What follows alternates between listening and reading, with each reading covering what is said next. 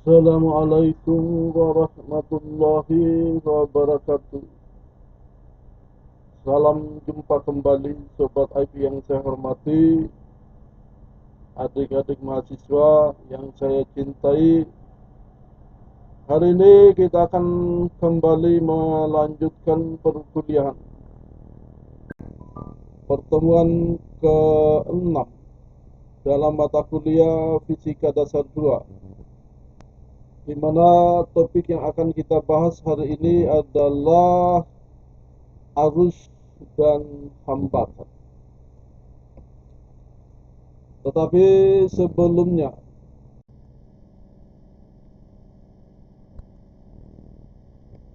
Sobat Aib yang saya hormati, adik-adik mahasiswa, jangan lupa klik subscribe, like, share, dan bunyikan loncengnya supaya video-video pembelajaran selanjutnya dapat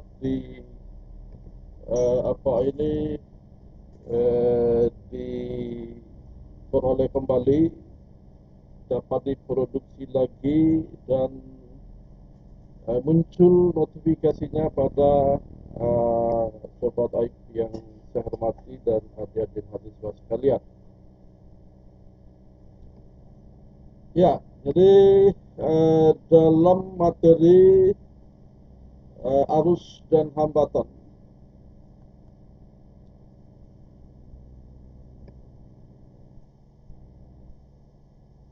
apa itu arus listrik?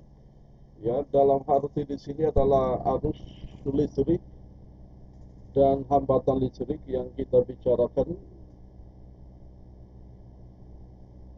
di mana potensial pada suatu konduktor dalam keadaan setimbang elektrostatik sama di setiap bagian konduktor. Jadi perhatikan ilustrasinya. Misalnya dia adalah sebuah konduktor. Jika konduktor misalnya kawat pengantar dihubungkan dengan suatu sumber tegangan seperti diperlihatkan dalam ilustrasi ini, maka potensial pada konduktor tidak lagi sama. Di sana ada medan listrik yang membuat muatan-muatan bahan konduktor itu bergerak. Aliran atau pergerakan muatan tersebut menyebabkan timbulnya arus listrik. Jadi ini adalah arus listrik yang muncul ketika terjadi beda tegangan, ya. Ketika terjadi perbedaan tegangan antara satu ujung dengan ujung yang lain, ya.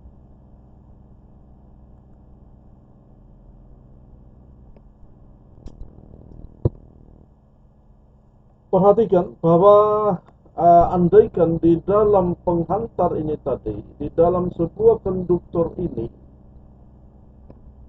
arus listrik dipahami sebagai banyaknya muatan listrik yang bergerak menembus suatu permukaan setiap satuan waktu.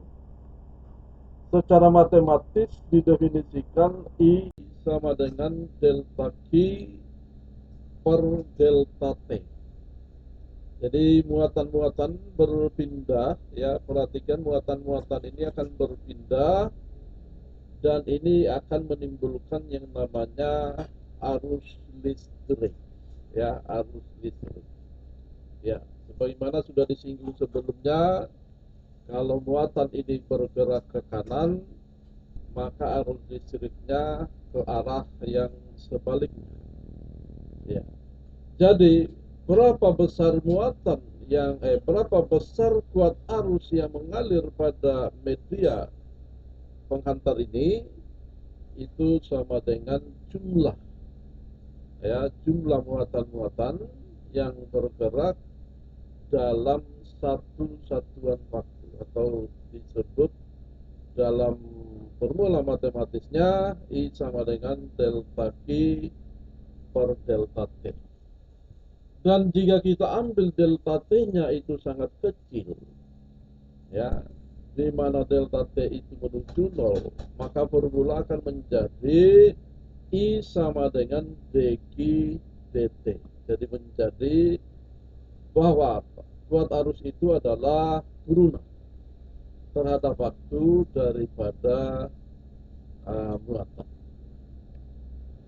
Arah arus listrik diambil sesuai arah gerak muatan positif, meskipun yang dapat bergerak adalah elektron dalam bahan. Jadi kenapa arah arus itu berlawanan dengan pergerakan muatan?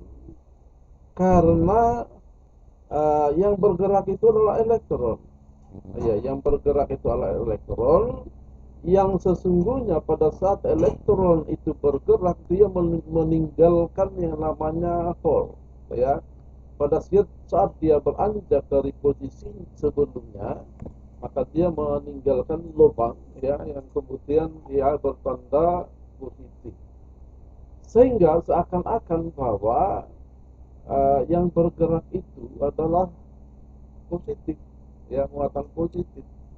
Ya, jadi seperti itulah kenapa arah pergerakan elektron berlawanan dengan arah arus. Satuan arus listrik dalam sistem internasional adalah ampere dengan simbol A atau coulomb per second, sebagaimana dalam diperlihatkan dalam formula. Ya, kemudian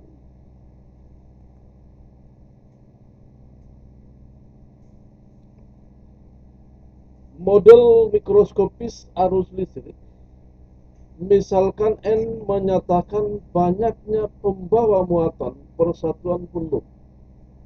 Jadi kita perhatikan di dalam ilustrasi media penghantar berbentuk batang, ya, berbentuk silindrik, di mana muatan bergerak dari posisi semula di sini ke posisi di sini, ya, ke posisi sini. Itu ditandai dengan jarak delta X, ya, ditandai dengan jarak delta X. Dan kalau dia bergerak dengan kecepatan Vd, ya, Vd, ya, jadi pergeseran, displacement, ya, dan besar muatan adalah Q, ya, bergerak dalam waktu delta T, maka delta X itu adalah Vd dikali delta T, menembus bidang permukaan penampang penghantar sebesar luasan A, ya, luasnya A. Ya. Maka muatan total dalam bagian tabung ini, ya, muatan total dalam bagian tabung ini delta Q sama dengan NA, ya, delta X kali Q, ya, NA delta X dikali dengan Q, ya, karena semua ruang, ya, ini volumetrik, ya, volumetrik, dan itu sama dengan NaVdQ, karena delta X nya kita ganti dengan Vd delta T, ya, maka ini akan menjadi delta Q sama dengan Na Vd delta T kali Q, ya, Vd delta T kali Q, karena Vd delta T adalah delta X. Dan kuat arus rata-rata I rata-rata sama dengan delta Q per delta T. Jadi delta Q ini dibagi dengan delta T, maka itu sama dengan NQ Vd kali A. NQ Vd A. Maka jika I rata-rata dibagi dengan A, maka itu sama dengan NQ Vd, ya, NQ Vd yang menyatakan, ya, jadi yang menyatakan kuat arus persatuan luas, menyatakan laju aliran arus. Ya, perhatikan bahwa VD itu adalah menyatakan laju aliran arus, yang berarti bahwa I rata-rata per A persatuan luas itu adalah debit aliran arus. Ya.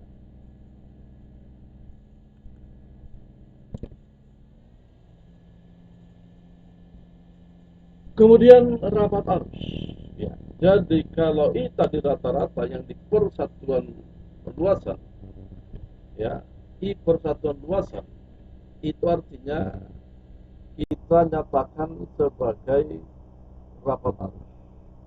Ya, kita nyatakan sebagai rapat arus, yaitu jumlah garis-garis arus yang mengalir pada eh, menembus penampang daripada tabung, ya, silindrik, ya, menembus penampang daripada silindrik dan diformulasikan dengan J sama dengan I per A. Itu adalah rapat muatan, ya, rapat arus luasan, ya, rapat arus luasan artinya jumlah kuat arus yang mengalir di dalam tabung dibagi dengan luas penampang daripada tabung, ya, ya. Kemudian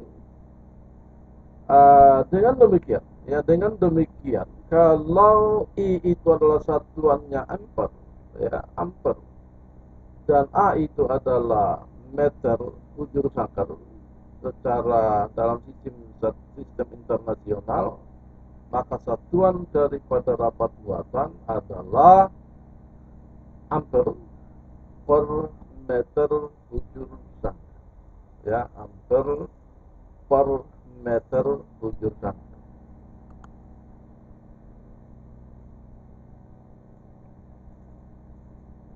Di sini diberikan sebuah contoh soal.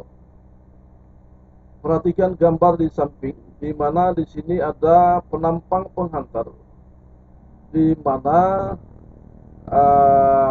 di tengah-tengahnya itu kosong, ya, di tengah-tengahnya kosong.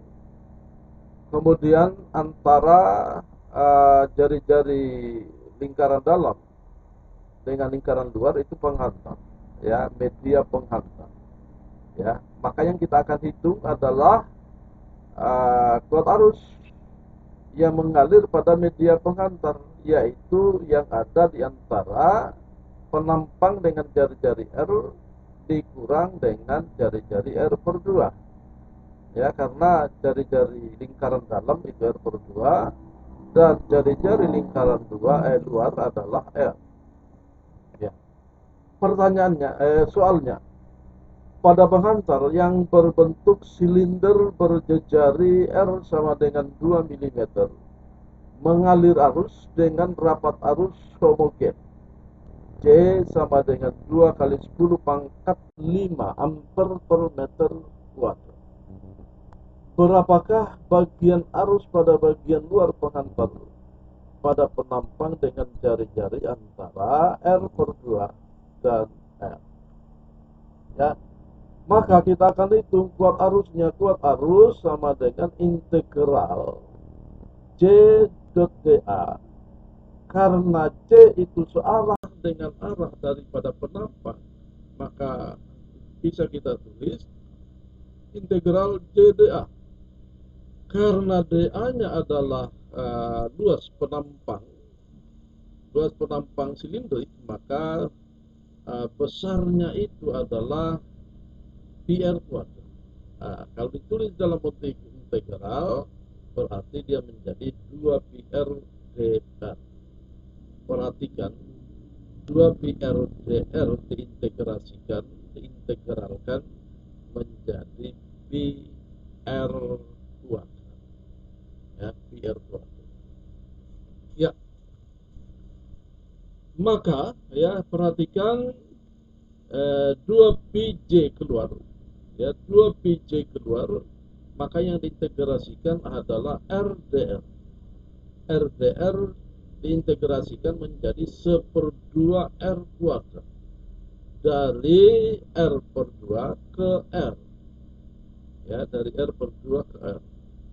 Kita masukkan nilai R-nya, maka kita peroleh PJ, ya, PJ, karena ini 2-nya habis, PJ R kuadrat dikurang R kuadrat per 4, ya, karena 2-nya kuadrat menjadi 4, R kuadrat per 4, dan itu setelah dihitung ini dikalikan 4, ya, dikalikan 4 per 4 sehingga sama penyebutnya, maka itu menjadi 3 per 4, ya, 3 per 4 PJR kuadrat.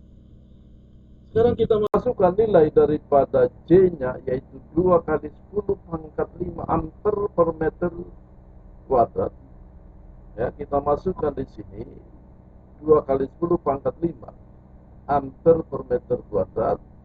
Lalu kita masukkan jari-jari R-nya, ya, R kuadrat, di mana R-nya itu adalah 2 mm, ya, 2 mm. Kita masukkan, di mana 2 mm itu adalah di kuadrat, 2 mm itu adalah 2 kali 10 pangkat min 3, lalu di kuadrat menjadi 4 kali 10 pangkat min 6, sehingga kita peroleh besar daripada kuat arus yang mengalir pada penampang, ya, antara R per 2 square adalah 0,6 pi ampere, ya, 0,6 pi ampere, ya.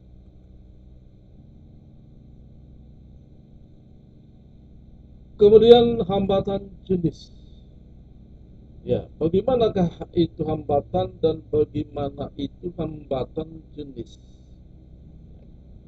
Jika konduktor dihubungkan dengan sumber tegangan di mana ada beda potensial antara satu dengan yang lain, antara bagian satu dengan bagian lain, atau antara ujung yang satu dengan ujung yang lain, maka konduktor tidak lagi berada dalam kesetimbangan elektrostatik. Muatan bebas pada konduktor bergerak disebabkan adanya medan listrik agar gaya Coulomb pada, artinya di sini ada gaya Coulomb pada muatan. Dalam beberapa bahan, rapat muatan yang muncul akibat pemberian medan listrik besarnya sebanding dengan medan listrik. Ditulis J sebanding dengan medan listrik. Dan kalau kita berikan tanda sama dengan, maka kita harus kalikan dengan konstanta yang kita sebut sebagai konduktivitas, ya. Jadi J sama dengan sigma E, di mana sigma adalah konduktivitas.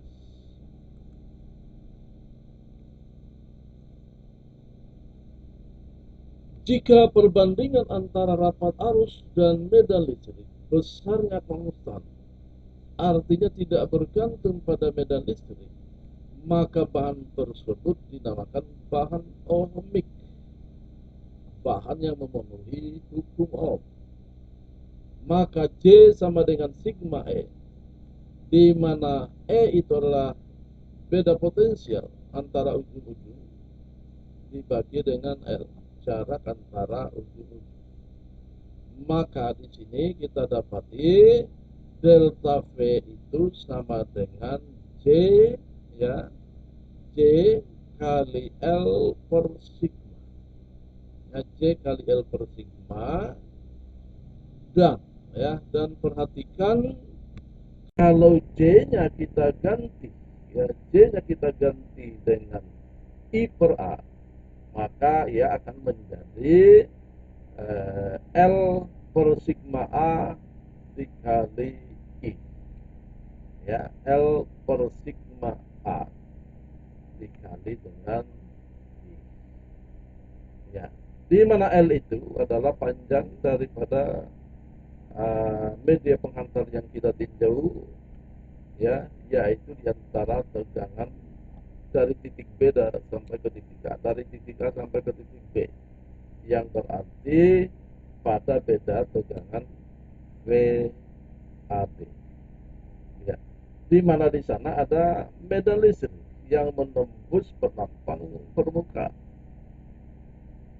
Besaran L per sigma A itu disebut sebagai R, yaitu resistan, ya, hambatan, tahan, ya, hambatan atau tahan. Jadi H itu sama dengan R itu sama dengan L per sigma A, hambatan dari sebuah penghantar atau konduktor. Satuan hambatan dalam sistem internasional adalah ohm, disimbolkan dengan omega.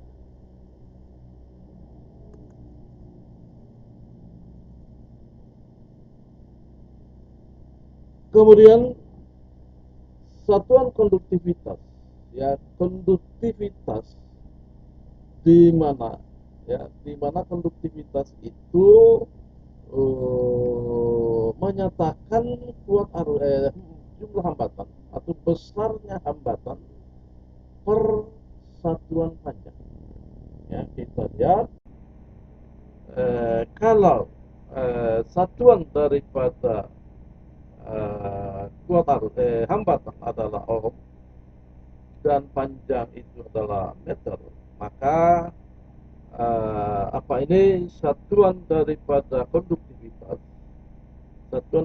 konduktivitas adalah ohm meter min 1 atau 10 ohm meter, ya. Di mana konduktivitas itu dinamakan resistivitas atau hambatan jenis, ya. Perhatikan bahwa konduktivitas yang merupakan kebalikan daripada resistivitas, ya. Konduktivitas adalah kebalikan daripada resistivitas, sehingga diformulasikan bahwa Rho sama dengan 1 sigma, di mana Rho ini adalah hambatan jenis atau disebut sebagai resistivity, ya, sementara sigma adalah conductivity, ya. Resistivitas ataupun konduktivitas merupakan sifat fisik suatu bahan. Setiap bahan memiliki nilai resistivitas yang berbeda-beda. Umumnya resistivitas atau konduktivitas suatu bahan merupakan fungsi temperatur, di mana bagaimanakah kita lihat hubungan antara hambatan jenis dan hambatan itu sendiri. Itu adalah sebagaimana diformulasikan tadi, R sama dengan L per sigma A, ya. R sama dengan L per sigma A. Dan kalau kita ganti seper sigmanya dengan Rho, maka itu menjadi Rho L per A, ya.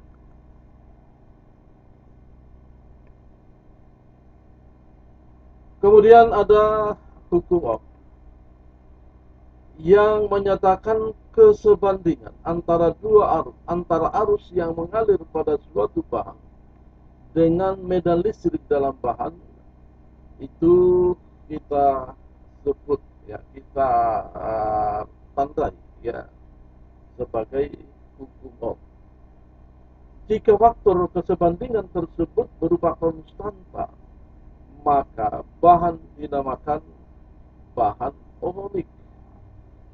Ya, perhatikan, jika faktor kesebandingan tersebut berupa konstanta, maka bahan dinamakan bahan ohmik, di mana diformulasikan I sama dengan V per N, beda potensial dibagi dengan resistivitas atau hambatan, ya, resistansi atau hambatan. Atau kalau R-nya naik ke atas menjadi V sama dengan IR. Kemudian bahan lain yang berkesebandingan. Bahan lain yang kesebandingan arus dan medan listrik atau beda potensial tidak linear dinamakan bahan non-ohmik.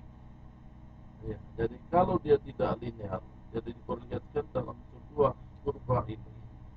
Kalau dia linear, kita sebut dia sebagai bahan ohmik. Ya, di mana di sana berlaku hukum Ohm. Ya, berlaku hukum Ohm. Sementara kalau dia tidak linear, maka kita sebut dia sebagai bahan non-ohmik, di mana di sana tidak berlaku hukum Ohm. Contohnya pada bahan semiconductor, di mana terdapat sambungan PN dioda, ya PN dioda.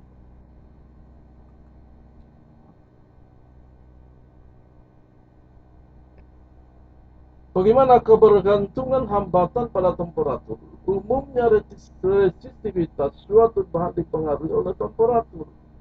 Dalam rentang temperatur terbatas, biasanya kebergantungan tersebut dapat dinyatakan dalam bentuk linear, yaitu Rho sama dengan Rho 0 dikali 1 tambah alfa delta T.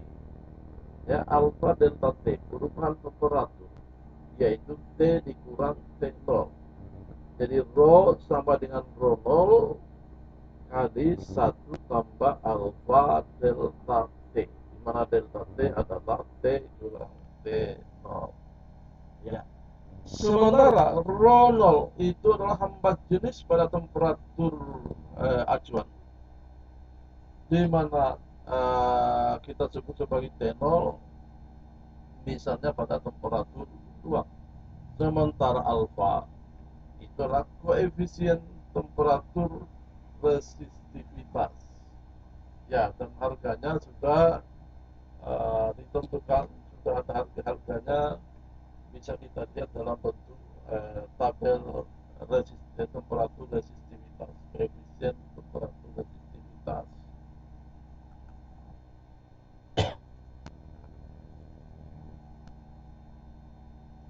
Kemudian daya pada rangkaian listrik. Ya, perhatikan kalau ada beda tegangan. Ya, beda tegangan di sini. Ya, di sini ada sumber tegangan baterai. Kemudian di sini ada beda tegangan antara A dan B. Ya, sumber tegangan membuat arus mengalir pada rangkaian. Jadi sumber tegangan baterainya akan menimbulkan ya arus, di mana sebagaimana dikatakan yang berpindah dari bola negatif, ya negatif menuju ke positif, ya itu kalau arus, ya kalau arus. Banyaknya muatan yang bergerak dari titik A ke titik B. Banyaknya muatan yang bergerak dari titik A ke titik B dalam waktu dt adalah dq sama dengan idt. Perubahan energi potensial muatan, yaitu energi potensial muatan berkurang di B, ya, yaitu du sama dengan v dq, ya v dq, dan kita ganti dq-nya menjadi idt seperti ditulis di atas. Kita ganti dq-nya menjadi idt, maka du sama dengan I V dt. Dan laju perubahan energi yang kita sebut sebagai daya sama dengan du dt, ya kan, du dt, ya perubahan energi persatuan waktu, ya, kita sebut sebagai laju perubahan energi, dan itu adalah daya. Maka P sama dengan du dt, di mana kita masukkan du-nya adalah iDTV, maka itu menjadi IV. Daya adalah kuat arus kali beda potensial. Kuat arus kali beda potensial, yang berarti bahwa dalam sistem internasional satuannya adalah volt ampere, ya, atau joule per detik, dan disingkat dengan watt, ya, disebut sebagai watt. Jadi watt itu adalah joule per detik atau volt ampere. Ya.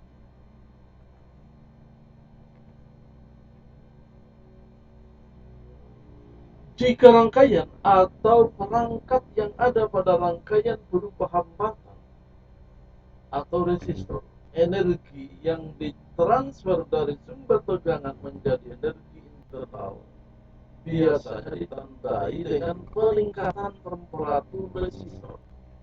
Ya, kalau kita ngecas HP atau HP penggunaan energi yang sangat besar, maka kita akan merasakan panas, ya, panas karena meningkatnya penggunaan, ya, meningkatnya transfer energi, dan itu ditandai dengan peningkatan temperatur resistor yang disebut sebagai disipasi energi. Untuk suatu perangkat dengan besar hambatan R, maka P sama dengan IV. Kita ganti V-nya menjadi IR sebagaimana tadi sudah diperlihatkan, maka itu menjadi I kuadrat R. P sama dengan I kuadrat R. Ya. Atau kita ganti I-nya, ya, kita ganti I-nya dengan V per R, maka daya itu sama dengan V kuadrat per R, ya, V kuadrat per R. Jadi kalau yang diketahui adalah kuat arusnya dan hambatan, maka P itu adalah I kuadrat R. Dan kalau yang diketahui adalah beda potensial dan hambatannya, maka P itu adalah V kuadrat per R.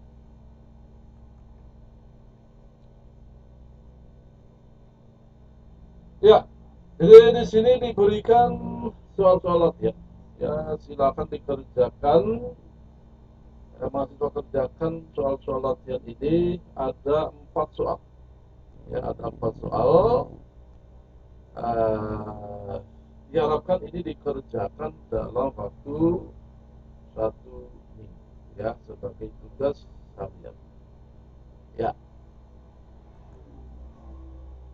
saya kira uh, ini juga jadi soal 3-4, 1, 2, 3, 4 soal, dan saya kira pembahasan kita hari ini cukup sekian. Uh, Jika ada yang ingin ditanyakan, silakan dituliskan pertanyaannya pada kolom komentar.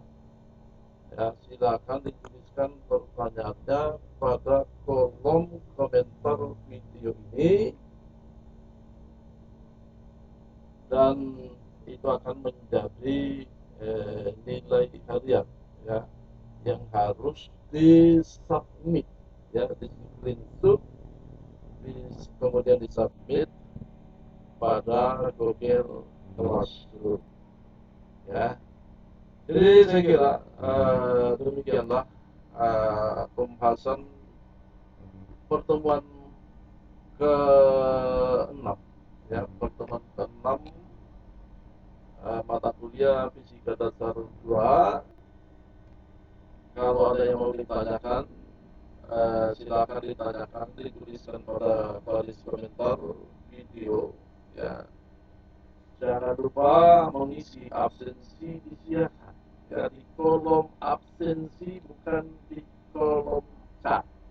Ya, jadi saya ingatkan lagi bahwa absensi dilakukan di kolom absensi, bukan menulis nama di kolom chat, tapi di kolom absensi dengan merubah status alfa A menjadi hadir atau H. Jadi cara mengabsensinya adalah masuk ke kolom absensi, kemudian rubah status A menjadi H, maka Anda dinyatakan hadir dalam perkuliahan ini. Ya, saya kira demikian pertemuan kita hari ini. Saya akhiri. Billahi taufiq wal hidayah. Wastabiqul khairat. Wassalamualaikum warahmatullahi wabarakatuh.